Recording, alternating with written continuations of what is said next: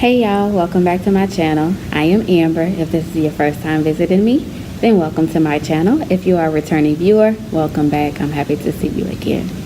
All right, today I have another book called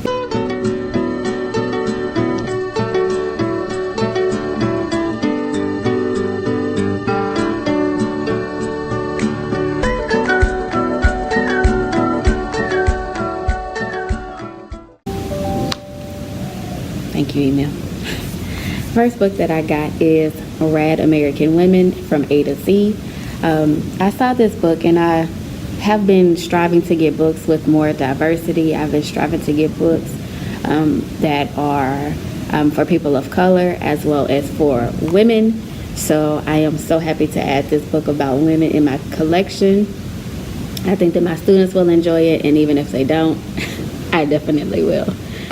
Next book that I got is one of my childhood favorites, and I'm debating on if I want to actually keep this in my classroom or if I want to just go ahead and put it into my personal library, because I did make this as a personal purchase, but I love Where the Red Fern Grows. I believe I read this book actually in elementary school, if I'm not mistaken, and I remember being so in love with it. I remember the sad ending and crying, so I definitely want to reread it, and maybe I'll order my classroom its own book and keep this one to me, because I'm not sure that I want to share my copy with my students. They can be a little rough on the books. Next up is Lock and Key by Sarah Dessen. I read this book in middle school, high school, one of the two, probably high school, when I went through my Sarah Dessen phase. I love Sarah Dessen. I recommend her to some of my students that are reading at a higher level. What is going on with this lighting today?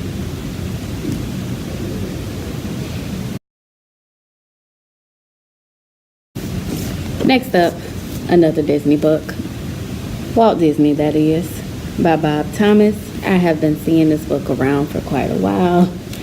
This book is bigger than I imagined. I, for whatever reason, thought it would be smaller than this. It's heavy, got good weight on it.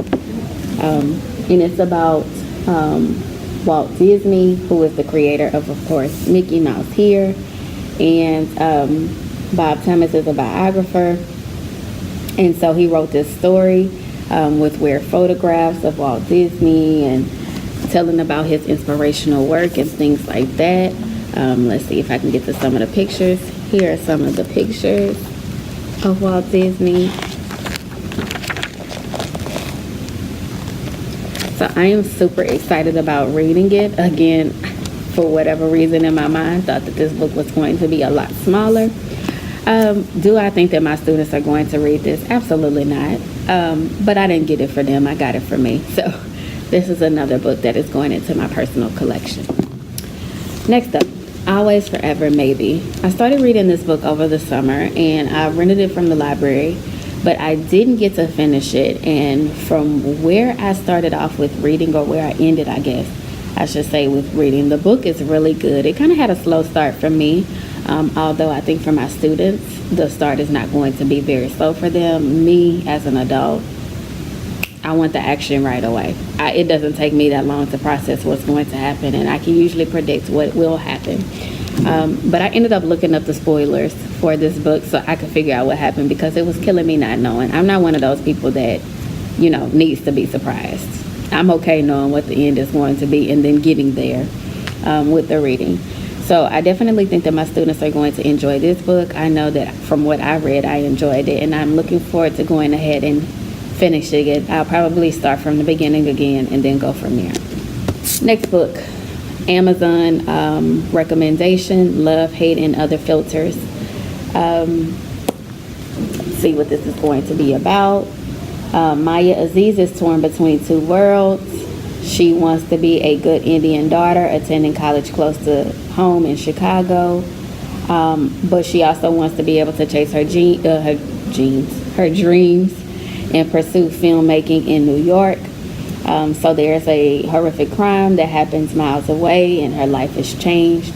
So we'll have to go from there. So I'm really looking forward to reading this book. This is another book that is going to go in my classroom.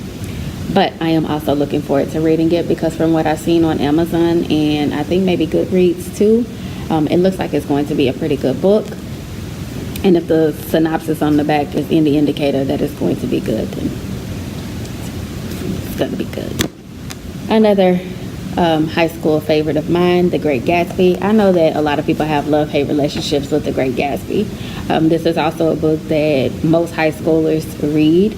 I know that my students are going to be reading this, I think in maybe 11th grade, their junior year. But regardless, for those of them that like to read ahead, I am adding The Great Gatsby. I'm so sorry. Apparently some of these books are not brand new and they're a little dusty and they're bothering my allergies, but we're going to push through.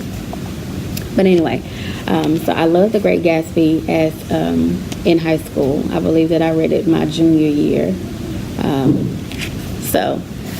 One of the cool things that annoyed me at first is that it actually came with notes. And I don't know why it's showing up upside down on the screen, but it is not. But anyway, and it irritated me at first because the book that I ordered was a like new book, and this is not a like new book with writings in it. I am willing to pay a little bit more for a used book without the markings. So me personally, I will not be putting this in my personal library. I will be ordering myself a brand new book. And I think that I will still go ahead and order the class a brand new book, but I'll still put this out there because somebody might like it and it might help the students that may not necessarily understand otherwise what's happening in the text.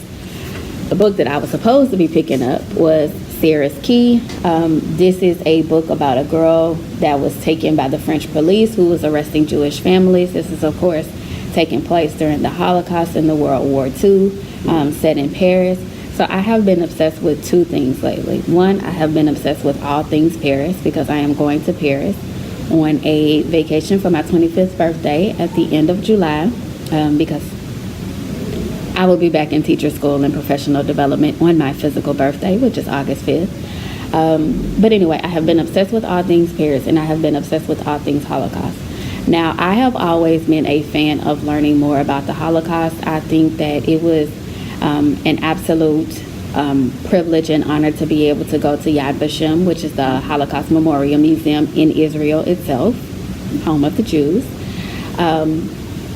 But I've always had a calling to learn more about the Holocaust, or I've always been drawn to figure out like why this happened and to get into the psyche of Hitler and to get into the psyche of the mindset of the people that actually had to endure and live. And I love reading stories about the Holocaust, and Sarah's Key is one of them. And so a lot of people say they don't like Holocaust books for the simple fact is they don't like reading books that's going to make them sad, or they don't like reading books that is going to make them cry. I have no problem doing such. I love a book that'll make me cry. I love a movie that'll make me cry. And I love learning and reading more about the Holocaust. And it is Beyond the Castle, A Guide to Discovering Your Happily Ever After. I saw this book as a Amazon recommendation because I had just bought a book about Disneyland Paris, and this so happened to pop up. And I have been so into creativity and inspiration. Like I bought the Big Magic, Beyond the Castle, this Walt Disney book, and I also have another Disney book, Creativity Inc., I believe it's called. So I'm all about all things creative. Oh, teacher plug, I am also reading The Wild Card. I don't know where I've been and why I haven't read it before now, but I'm almost done. Life-changing. I would love to go to their conference in Dallas. I live in Houston, so that's not that far away from me. Anyway, back to the task at hand. So I have been so into creativity. I recently had an upset, I guess I could say, at my work, and I felt like my creativity was being stifled, but it actually kind of like renewed a sense of energy in me, and it made me want to find other ways of being creative in ways that my students enjoy what they're learning. So I have been all into the creativity books, and this is another one. So I am so excited about reading Beyond the Castle. Next book, another Paris book. This is going in my personal collection. I did not bring this for my students, but I brought it up here since I was doing my book haul from school anyway, because most of these books will be going into my classroom. This is called The Age of Flight. This is another World War II book based in Paris. As I said, I have been obsessed with all things, I guess you can say World War II too, because it's not just necessarily Holocaust. I've been obsessed with all things World War II in Paris, and this is the best of both worlds. This is about a model who is used to being the muse, the inspiration to photographers, and now she wants to be on the other side of the camera, and she wants to learn from the best, and things heat up, and we'll go from there. So I'm really excited to read this book. So On the Come Up is about a girl who is a rapper. Her father died before he made it mainstream. And she's faced with an eviction notice, so now her rap is literally going to be her life. She has to rap for her life, and she has to make it big. Like, there's no option. So I am super excited about this, and if this is nearly as good as The Hate You Give, then I know I'm probably going to have to order multiple copies of these so I can hoard one for myself. And then one thing that I do for books like that I know that I am going to want and not necessarily going to want to share with my students is I'll typically buy a digital copy as well.